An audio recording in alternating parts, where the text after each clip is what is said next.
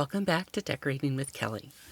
Today we are exploring the entire West Elm 2026 Halloween collection. We're looking at everything from the bizarre oversized body parts in their Frankenstein line and the buggy insect-themed pieces in the Antics collection to the nostalgic Ed Emberley, Decor, and cozy Petite Plume essentials. So grab your favorite fall drink, get cozy, and let's turn this house into an elevated, enchanted autumn oasis.